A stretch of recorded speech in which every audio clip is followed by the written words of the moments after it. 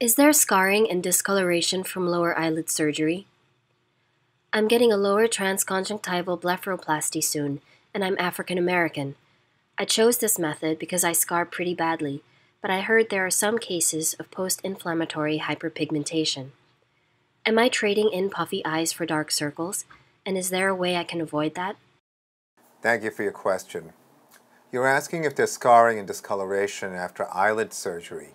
And you write in your question that you're of African descent and that you're choosing to undergo transconjunctival blepharoplasty, but you have a concern about hyperpigmentation.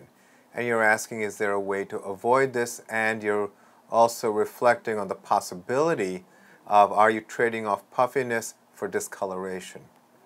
Well, I can certainly give you my approach or explain to you my approach to situations like one you're in. I'm a board-certified cosmetic surgeon and a fellowship-trained oculofacial, plastic, and reconstructive surgeon practicing in Manhattan and Long Island for over 20 years.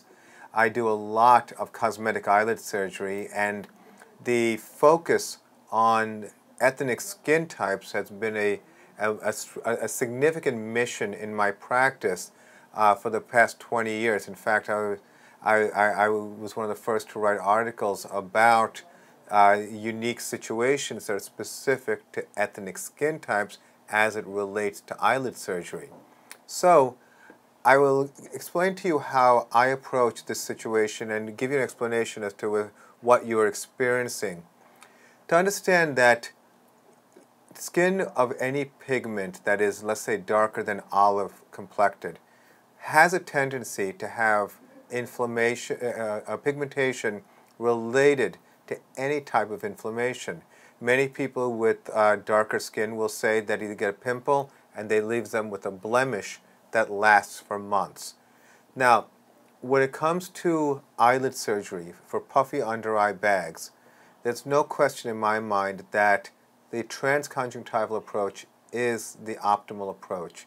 For the majority of our patients who come, it's not usually the case that there's excess skin that would justify going in from the outside to take away skin. And even if there was some excess skin, I still do a transconjunctival approach and I combine it with something else externally. So, which brings us to then what happens post-operatively.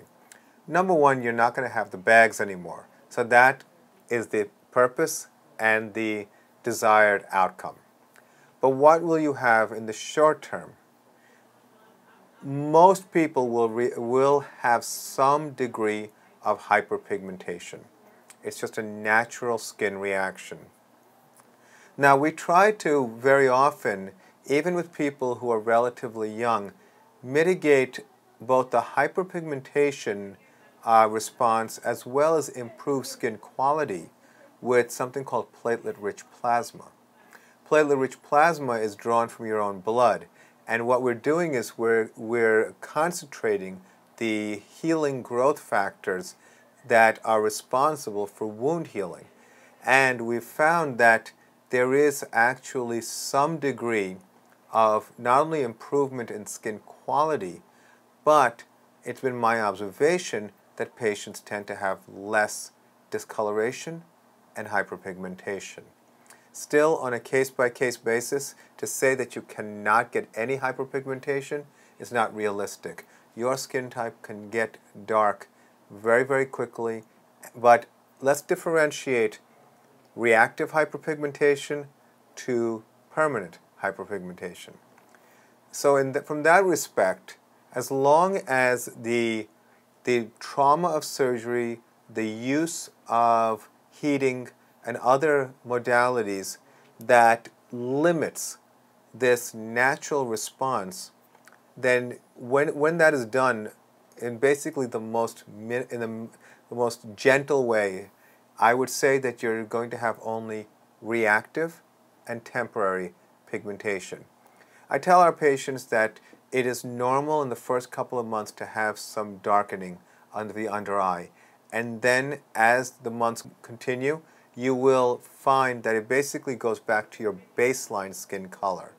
In some situations, with the benefit of PRP, the skin quality looks better, and hence the skin color looks better.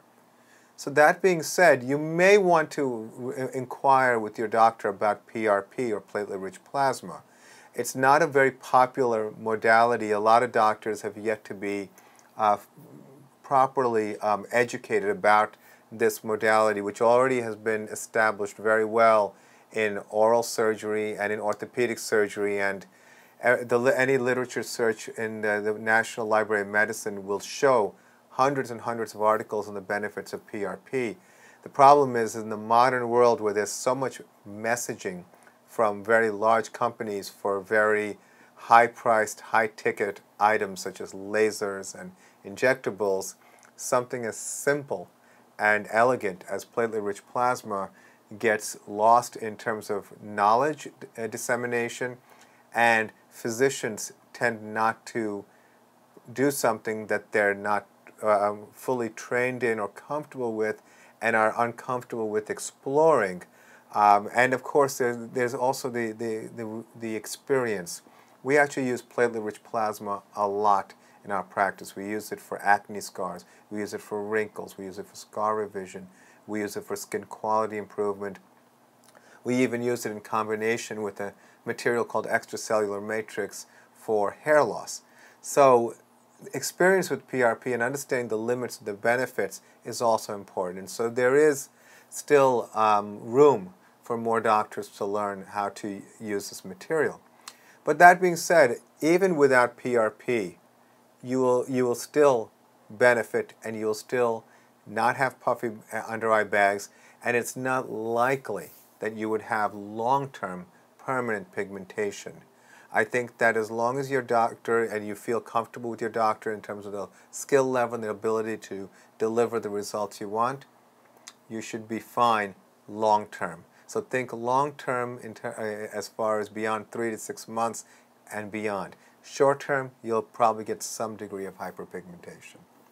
So with that being said, I hope that was helpful, and I wish you the best of luck. Thank you for your question.